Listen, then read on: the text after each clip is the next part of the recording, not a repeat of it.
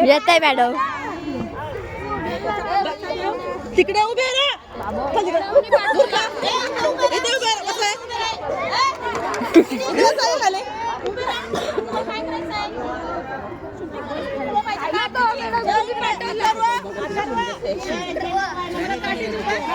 गाईस पाड्यावरचा चहा धडा शिकवतात आम्हाला प्रत्यक्ष धडा शिकवतात हा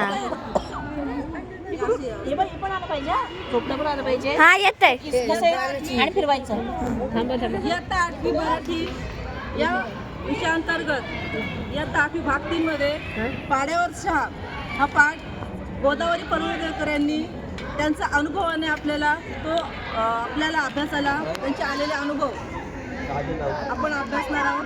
त्यामध्ये पाहिलं असतं की त्या एक समाजसेविका आहेत आणि सामाजिक कार्यकर्ता असल्याने त्या वारली लोकांचे काही प्रश्न होते, त्यांच्या काही समस्या होत्या, त्यांचे प्रश्न जाणून घेण्यासाठी ते त्यांच्या पाड्यावर गेले। पाड्याचं नाव आहे त्यांच्या सोलकर पाडा।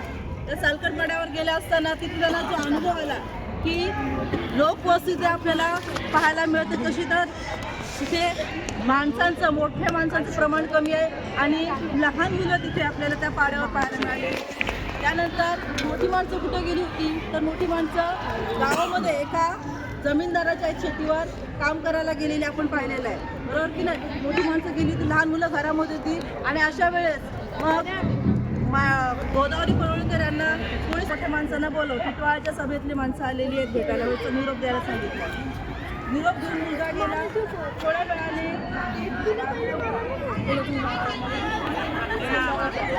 परत आली आणि जमीनदारांना पाकीट बसताना सुद्धा ते त्याच्याशी भांडून आले का तर टिटवाळ्याच्या सभेतली माणसांना भेटण्यासाठी बघितलं की या पाड्यावर टिटवाळी सभेतल्या गोदावरी परुळेकर आणि कॉम्रेड दळवी हे दोन व्यक्ती येऊन बसले होते। अशा वेळेस तेव्हा गोदावरी परुळेकर गेले होते पाड्यावर, तेव्हा त्यांना खूप वेळ झाला होता आणि खूप वेळ झाला असताना त्यांना चहाची पण तल्लफ आली होती, काहीतरी त्यांना मिळावं, चहा मिळावा यासाठी त्या धडपडत होत्या आणि शेवटी मग त्यांनी वारली लोकांना ती इच्छा त्यांनी व्यक्त केली आणि वारली लोकांनी सुद्धा त्यांना जेवणाचं आमंत्रण केलं।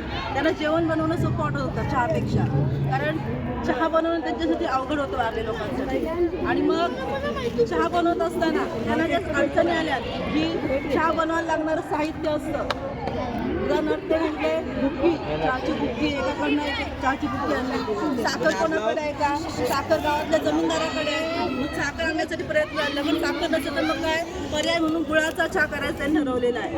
आणि वारल्यांनी मोठी धडपड करून आपल्या उपलब्ध साहित्यात त्यांनी चहा बनवायला घेतलेला आहे। चहा, पाणी, त्यानं बुक्की टाकली, गूळ टाकलेलं चहामध्ये। आता प्रश्न राहिला तो दुधाचा, मग दूध कुठून आणायचा, मग चहाला दूध पाहिजे म्हणून एका मुलाला सांगितलं की जा आणि बकरी गवस। मुलाने ते शब्द ऐकला आणि तो मुलगा गेला। लेखिकेला प्रश्न पडला बकरी गोस म्हणजे काय, तर बकरी गोस याचा अर्थ होतो बकरीला पकडून दूध काढून आण, म्हणजे एका शब्दामध्ये सगळा अर्थ लपलेला त्या शब्दातून दिसून येत आहे। थोड्या वेळाने बघितलं तर तो मुलगा दूध घेऊन सुद्धा आलेला आणि त्याने वारल्याने आणि दूध आणल्यानंतर चहा बनवलेला आहे। आणि चहा जेव्हा झाला तयार तेव्हा प्रत्येकाला द्रोणामध्ये चहा देण्यात आला, जे कॉम्रेड दळवी आणि गोदावरी परुळेकर यांना कपात चहा दिला, तर बाकीचे सगळे जे होते वारली लोक त्यांना थोडं थोडं चहा द्रोणामध्ये दिलेला आहे। अशा प्रकारे जे परुळेकर यांना चहाची तल्लफ आली होती, ती चहाची तल्लफ तिथे वारल्याने काय केलं, आपल्या धडपडीनं इथून तिथून साहित्य जमा करून त्यांनी चहा तयार केला, कारण चहा काढणं म्हणजे मोठी अवघड गोष्ट वाटत होती, पण जेवण बनवणं त्यांना सोपं वाटत होतं। कॉम्रेड दळवी यांना त्यांच्या चेहऱ्यावर जो समाधान होता तो आपल्याला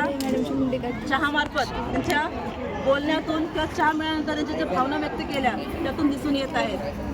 आता चहा बनवण्याची कोण मला कृती सांगेल?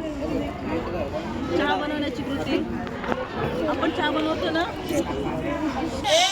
पाणी घ्यायचा, पातेला बोल. पातेलं घ्यायचा, त्यामध्ये पाणी घ्यायचं, गॅसवर ठेवायचं आणि त्यामध्ये चहा पावडर, साखर आणि आले टाकायचा, त्याला उकळून देऊन द्यायची. त्याला मग दूध टाकायचं, मग त्याला उकळून द्यायची आणि त्याला मग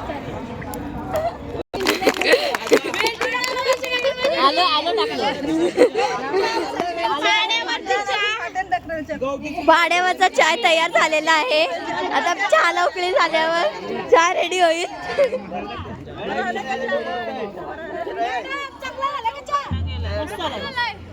नको साखर गोड आहे. मॅडम 9चा पेपर होता ना, आता सुरू बघा चाय कसं उकळत आहे चुलीवर. आता आली उकडी इकडे हे 30 ला आपण करू. हे काय ते शेंगा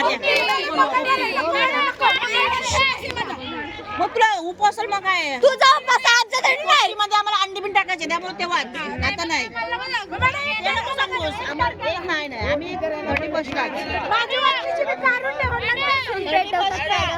आणि आता इथं चाय उकळत आहे. आमच्या मॅडम फक्त चाय गोड झाली का नाही? मॅडम चाय कशी झाली? मंगळवार उपवास आहे आम्हाला काय मॅडम ज्यांना मंगळवार तरी खाऊ नका. चुलीवरची पाण्यावरची चहा. दुसऱ्या दिवशी खातो. 1 तारखेला गेला मार्गी समजा बोल सांगे 31 ला.